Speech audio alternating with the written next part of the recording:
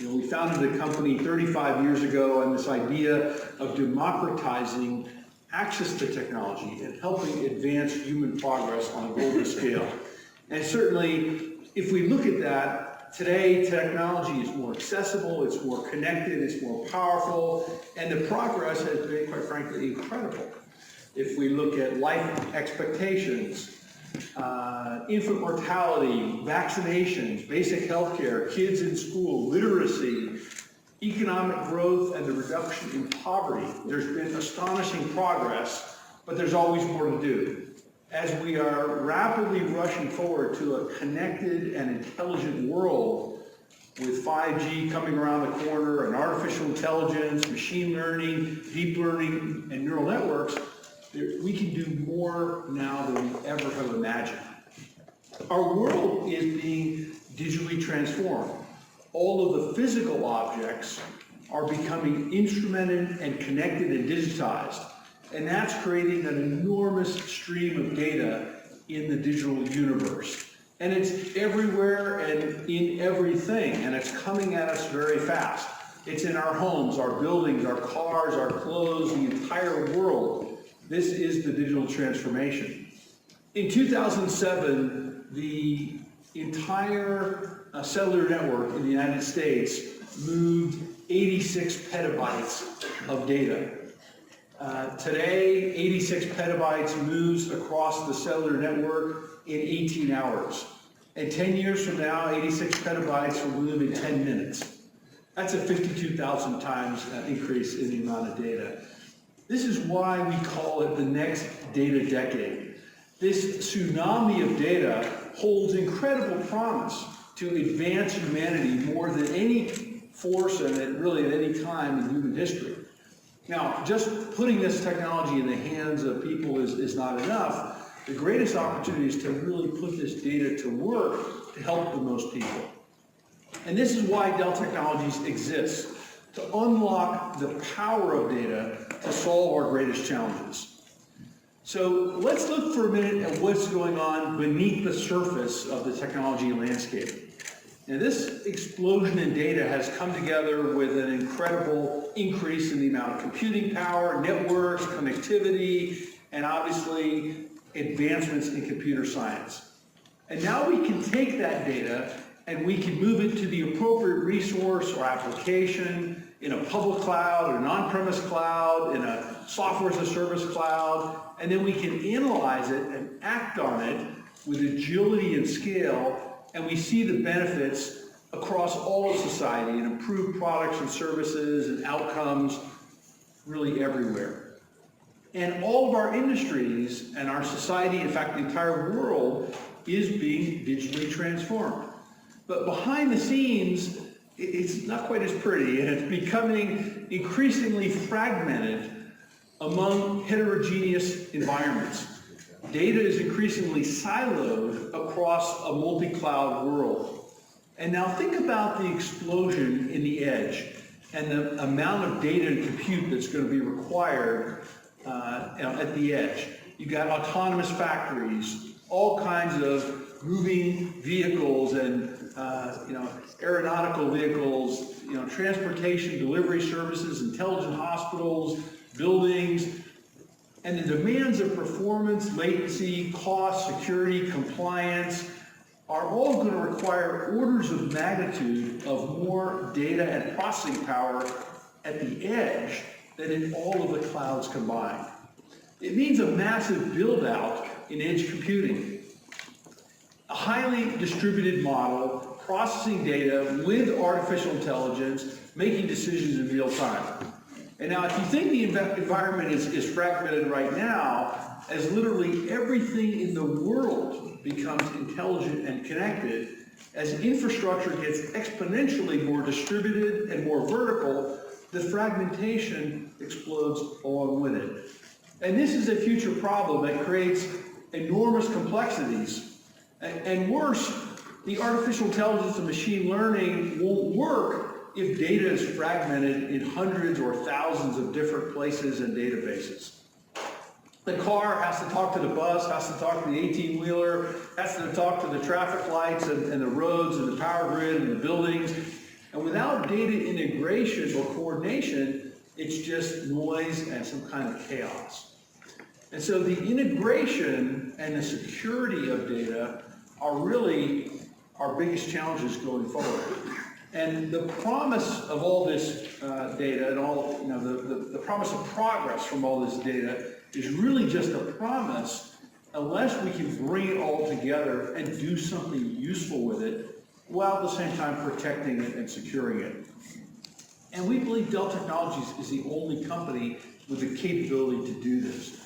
We're positioned to be the open simplifier, preserving and moving data across this environment in an increasingly,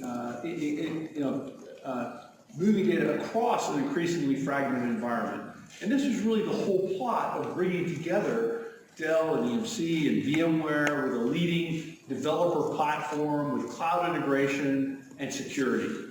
And we're hard at work at integrating our innovation across Dell technology to create a simple data application and operations environment that is simple, open, and unified. The applications and workloads can move safely in virtual machines and containers through an abstracted infrastructure that is software-defined, intelligent, and autonomous. Now later you're going to hear about the Dell Technologies Cloud Platform, and this really exemplifies the kind of integrated innovation that we've been working on. There's also the deep technical integration that's going on between VMware and Pivotal, setting the standard for how you manage and develop in Kubernetes. Our 600,000 vSphere customers have 70 million virtualized workloads. By the way, this is bigger than all the public clouds combined.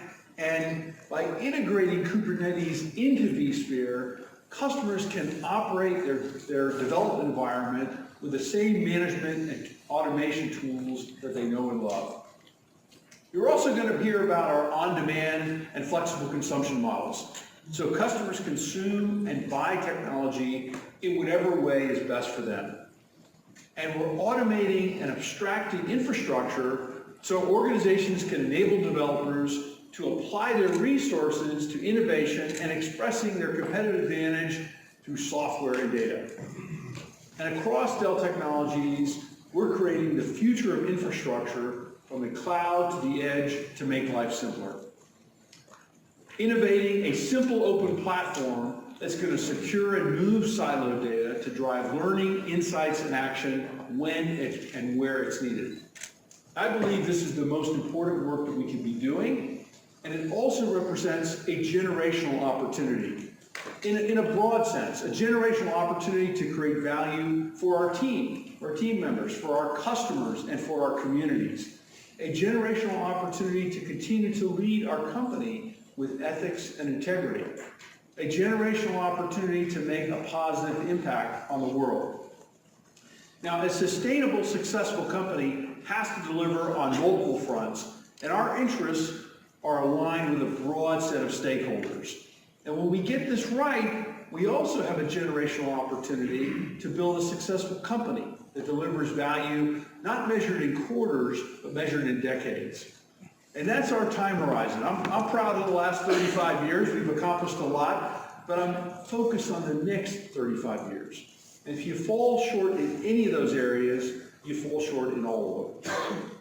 Now, many of you probably saw the recent VRT letter on corporate purpose that I, along with many other members, signed. For Dell, this wasn't a hard right turn, but rather a recognition of what we've understood for a long time, that the holistic impact of Dell on the planet is very significant, and that's always been important to us as a company.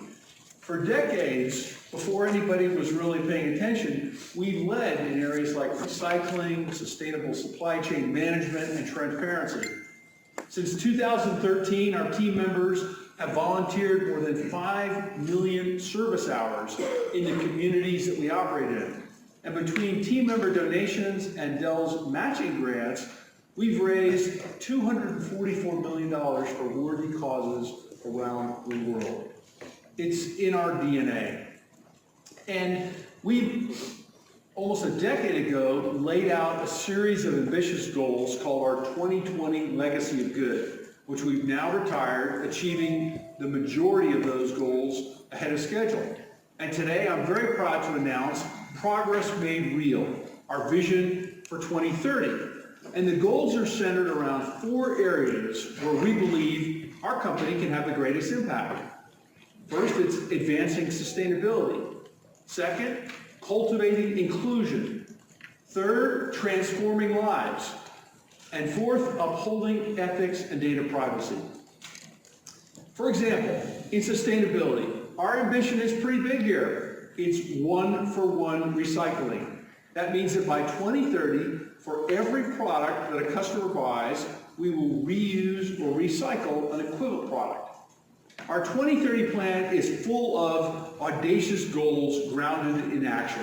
And while we don't know exactly how to do all these things today, that's precisely the point. It stretches us to create new things, just like our 2020 goals did almost a decade ago.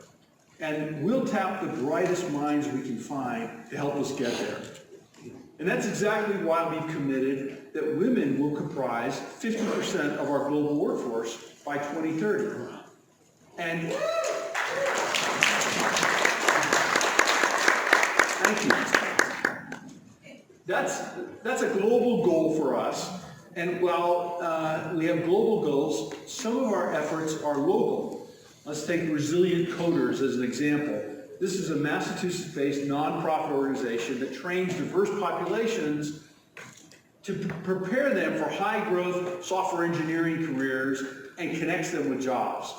Last month, they won a statewide competition that we sponsored, an innovation contest. They're here with us today. Can I ask them to please stand up?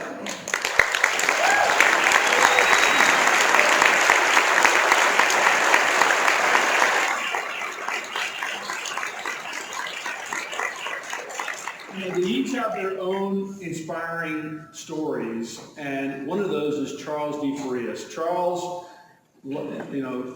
is here with us, and last January he was at Dorman in Boston.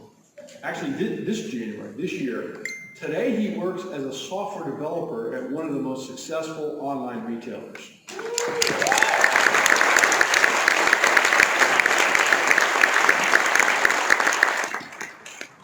So as we look forward to 2030, we need everyone's participation in the digital economy. There are hundreds of millions of new jobs coming, and we need to prepare and provide access to everyone who wants to join us. So whether it's global or local, our ambitions are big, and we believe technology can positively transform lives on a massive scale. Let's take another example. We worked with the government of India and our customer Tata Trusts to deploy a cloud-based analytics system to deliver preventative health care and assessments in remote villages across India. So far, we've reached 11 million people, and our goal is to reach almost 40 million people that otherwise would not have access to these services. One program, 40 million people. Now, by 2030, we believe we'll be able to transform the lives of 1 billion people. And healthcare is one of the most important areas where technology can have an enormous impact. 20 years ago, my wife and I formed a foundation, MSDF, and so far we've committed more than $1.7 billion to transform the lives of children living in urban poverty. And healthcare is a major area of focus.